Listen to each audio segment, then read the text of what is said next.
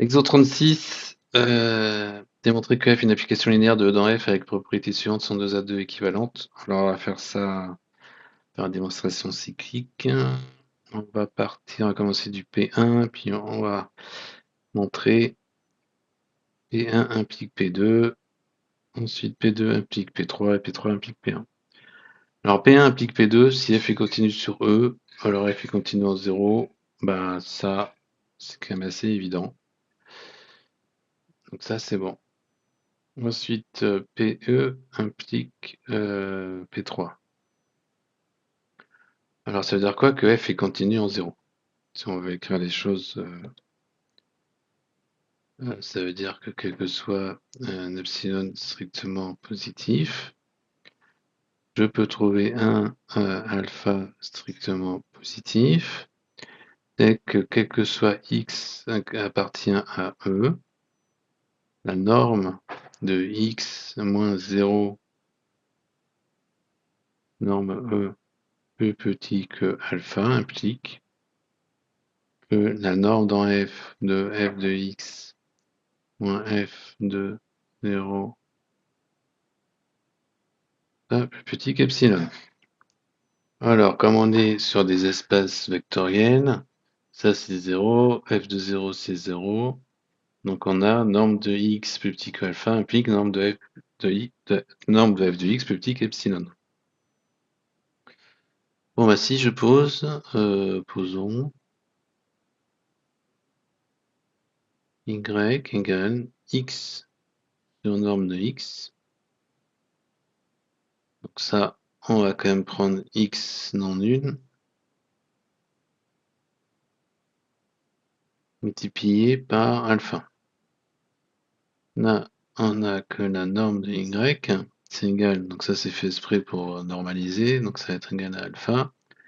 Alpha c'est bien plus petit que alpha, donc on va avoir que la norme de f de y est plus petit qu'epsilon.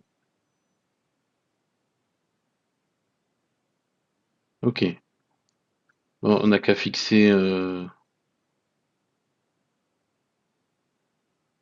va fixer epsilon. Fixons epsilon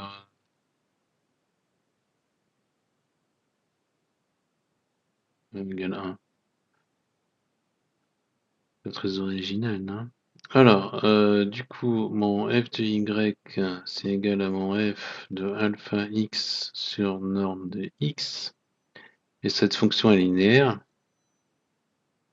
Alpha, c'est en R. Donc ça, il y a un norme de x aussi. Donc ça va sortir f de x. Donc, qu'est-ce qu'on a? On a que la norme de f de y, donc plus petit que 1. Et la norme de f de y, c'est la norme de x multiplié par alpha norme de x, donc ça va faire norme de x divisé par alpha. Donc si je prends k égale 1 sur alpha, qui est strictement positif, j'ai bien quel que soit x appartenant à E, norme de x puissance f plus petit que 1 sur alpha, norme de x.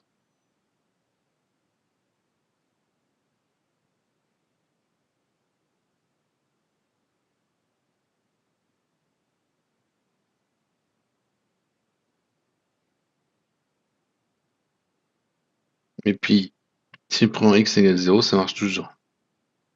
Donc c'est bon. Je peux prendre x dans E.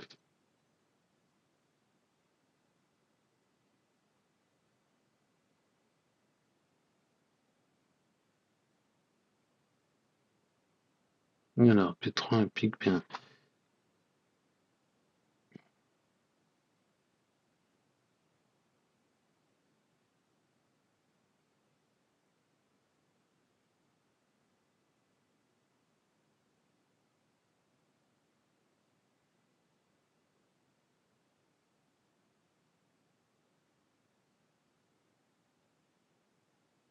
Donc ça, c'est notre hypothèse. On a ça. Comme f est linéaire, quel que soit y appartenant à E2, j'ai la norme de fy moins f de x. Ça fait la norme de y moins x, f de y moins x. Et donc du coup plus petit que k y moins x. Donc, du coup f, en fait, elle est k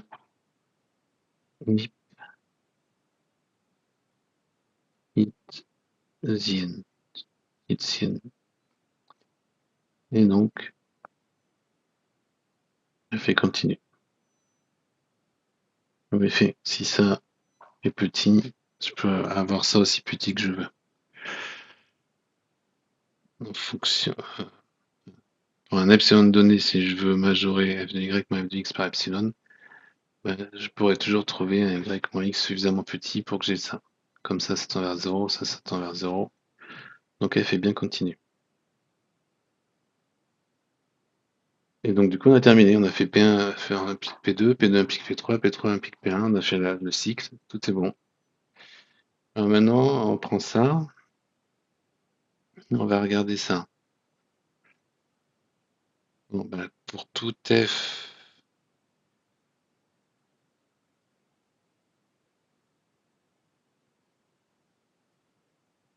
pour tout f de E, donc f continue de 0 à 1 dans R, donc l'intégrale f est continue, donc elle est intégrable, donc l'intégrale de 0 à 1 ça marche bien.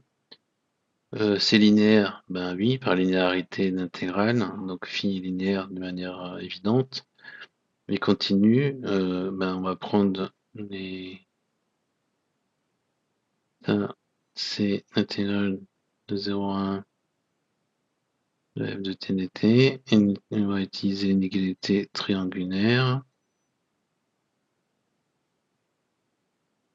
Ça, c'est plus petit que l'intégrale de 0 à 1 de la norme infinie t dt. Ça, c'est exactement la norme infinie, puisque l'intégrale de 0 à 1, ça fait 1. Donc, du coup, ça vérifie la propriété 3.